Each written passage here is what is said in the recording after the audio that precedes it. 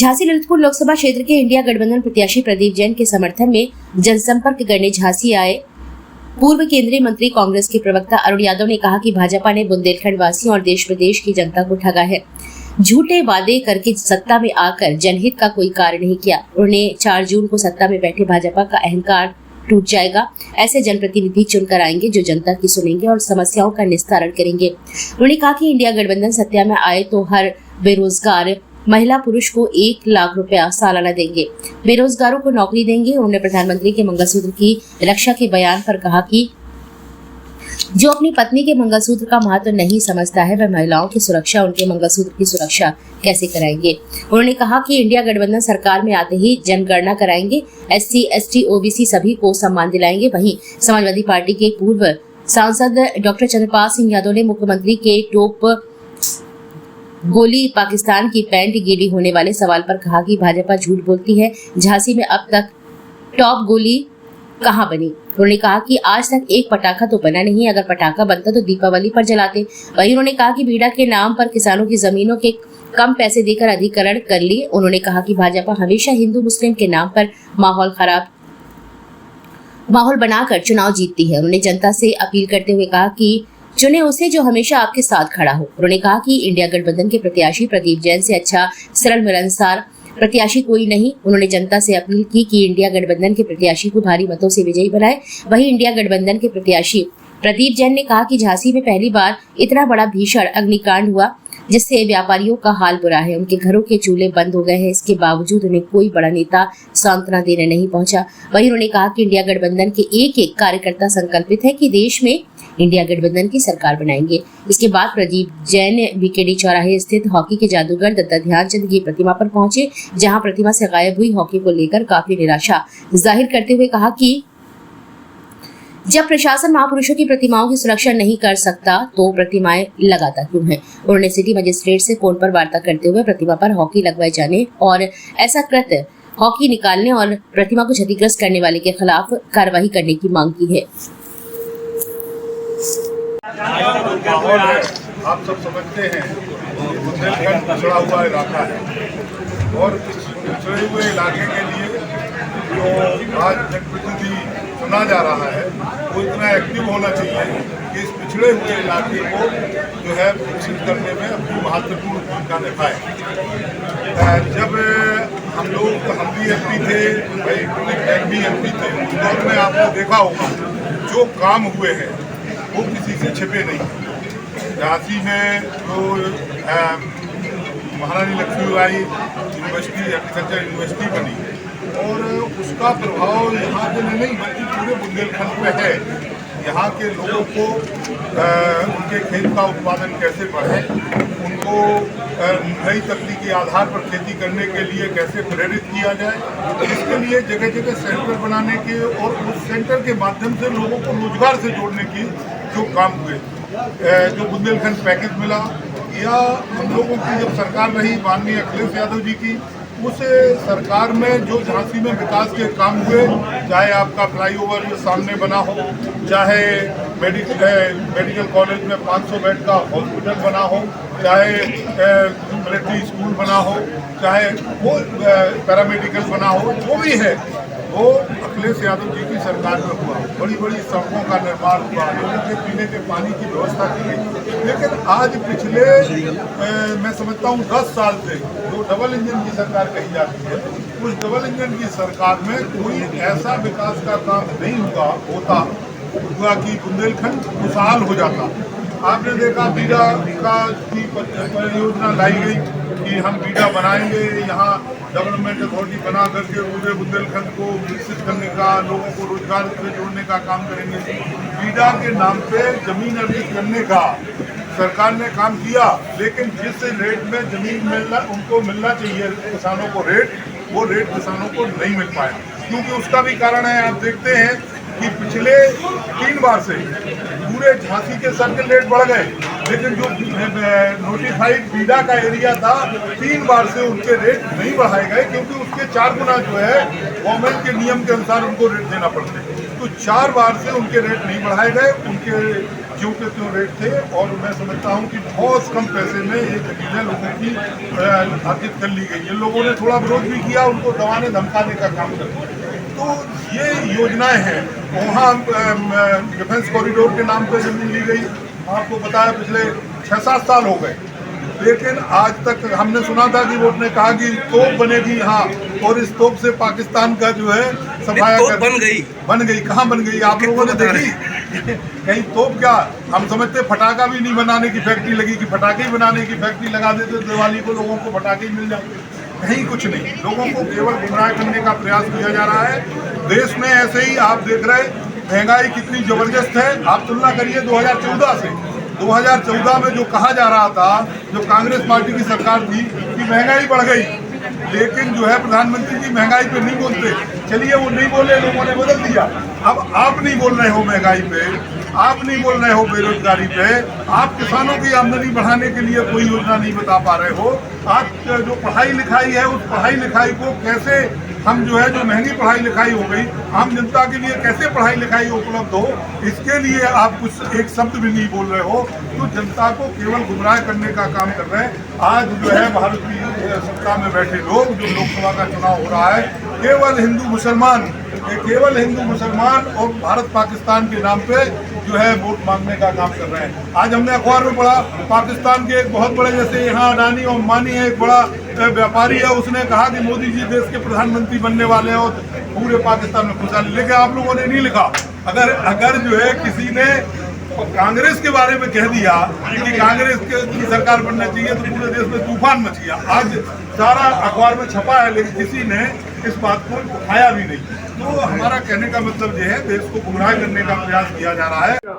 ये हमारे सांसद जी को उन दुकानदारों से कोई लेना देना नहीं है।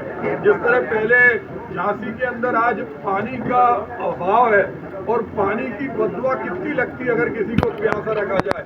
हम देखते हैं कि पानी का अभाव हो या झांसी के स्वाभिमान, झांसी का जब नाम बदला गया, चाहे झांसी की आयु 15 वर्ष बताई गई, चाहे झांसी के रून करारी में गाय तड़प तड़प के पानी और चारे के अभाव में रही, हमारे सांसद जी के मुंह से एक बोल नहीं फूटा। उन्होंने कभी अपने नाम पर वोट नहीं मांगे। आप याद करिए, क्रिकेट का मैच होता है तो प्लेयर अपनी परफॉर्मेंस पे वोटिंग उसमें नंबर आते हैं, लेकिन कल भी और आज भी और आगे भी वो किसके नाम पे चुनाव लड़ रहे हैं ये सारे लोग जानते हैं। आज जिस तरह बुंदेलखंड के अंदर बेरोजगारी है, मैंने उनको बड़ी चुनौती दी थी कि अगर उन्होंने 10 लोगों को भी रोजगार दिया हो तो वो बताएं। नहीं तो हजारों की संख्या में वो लोग हैं जो लोग नौकरी से निकाले गए। हमारे अरुण यादव जी जब मंत्री थे, विलासराव देशमुख जी के साथ आए थे, BHEL के अंदर लोकोमोटिव और ट्रांसफार्मर के ऑर्डर मिले थे, जिससे 1700 से ज्यादा कॉन्ट्रैक्ट के मजदूर पड़े थे, आज उनको हटा दिया। मेडिकल कॉलेज में जान पे खेलने वाले संविदा कर्मियों को हर दिन हटाया जाता।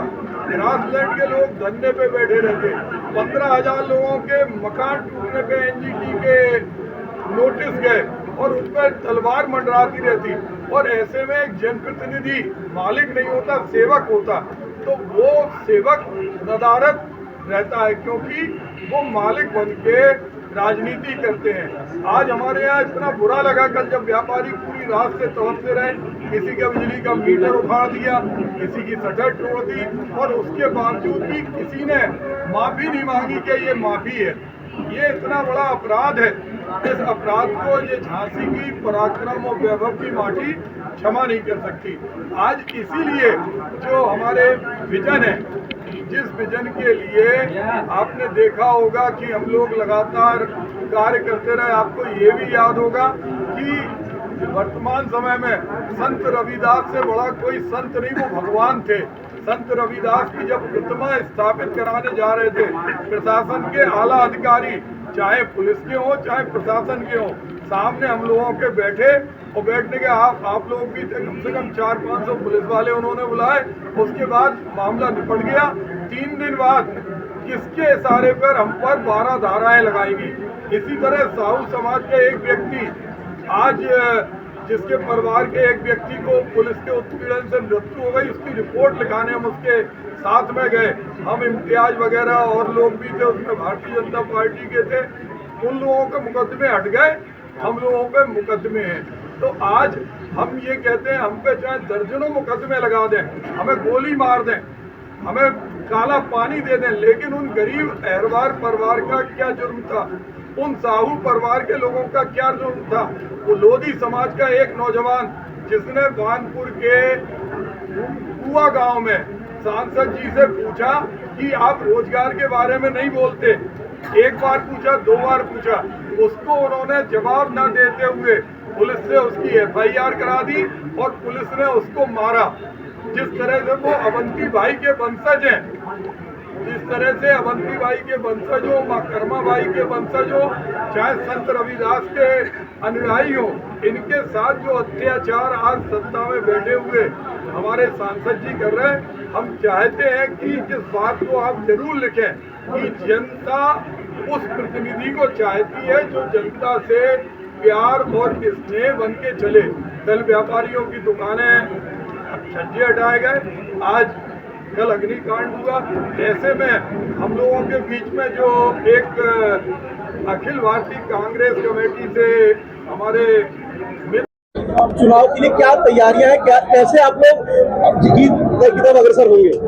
प्रदीप जैन हमारे कांग्रेस के उम्मीदवार हैं, अलायंस पार्टनर हैं। सपा के साथ मिलकर हम झांसी लोकसभा लड़ रहे हैं और बहुत अच्छी स्थिति में कांग्रेस पार्टी यहाँ पर है। समाजवादी पार्टी के समस्त नेता आदरणीय चंद्रपाल जी मेरे बगल में यहाँ बैठे हुए हैं, समस्त सपा के कार्यकर्ता, आप पार्टी के कार्यकर्ता और अलायंस पार्टनर्स के सभी साथी पूरे उत्तर प्रदेश में कांग्रेस के गठबंधन के लिए काम कर रहे हैं। और जो फीडबैक हमको मिला है, ये झांसी सीट कांग्रेस पार्टी जीतेगी।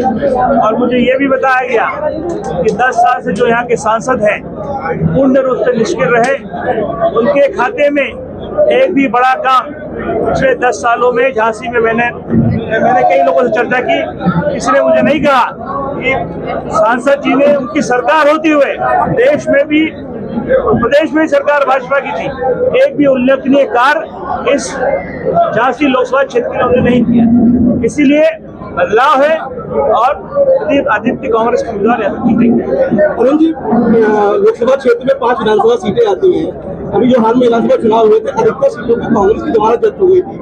नगर निगम में स्थिति ये थी, दोनों ही पार्टियों की बस्ते तक के लोग बिठाने के लिए नहीं मौजूद हुए थे। ऐसे में इस बार क्या चमत्कार हो जाएगा, चुनाव जीत जाएंगे? देखिए, आपने भी एनालिसिस किया ही होगा कि प्रधानमंत्री जी ने जब चुनाव शुरू किया था और भाजपा के नेताओं की भाषा शैली में जो परिवर्तन आया है, और हम भी राजनीतिक दल से आते हैं, 20 साल से पार्टी के लिए काम कर रहे हैं, चाहे मध्य प्रदेश हो, चाहे उत्तर प्रदेश हो, चाहे देश के अनेक प्रदेश, दूसरे प्रदेश, हर जगह बदलाव की बयार है। और ये बदलाव की बयार निश्चित तौर पर परिवर्तन होगा और हम लोग महागठबंधन सरकार देश में बनाएंगे, क्योंकि पिछले 10 साल से प्रधानमंत्री जी से लोग पूछ रहे हैं। पहला सवाल ये कि 15 लाख कहाँ है? 15 लाख काला धन लाके हर व्यक्ति को 15 लाख देंगे, कोई चर्चा नहीं। प्रधानमंत्री जी ने रोजगार बेरोजगारों से कहा था 2 करोड़ रोजगार हर साल मुहैया कराएंगे। अगर झांसी में किसी को मिला हो तो मुझे बता दें। और एक जनाब, हम आपको क्लेरिफिकेशन करते हैं, आप कह रहे हैं जमानत जब्त हो गई, कौन से क्षेत्र में जमानत जब्त हो गई थी? मतलब मौलानीपुर में जब्त हो गई। मौलानीपुर में पता है क्या? अरे तो हम साथ हैं यार, इसलिए कहा कि कांग्रेस तो हम साथ हैं यार, तो अलायंस में जो जगह जमानत कहीं जब्त नहीं हुई, भाजपा की जब्त हो गई थी, हो गया। ऐसे तो हमारे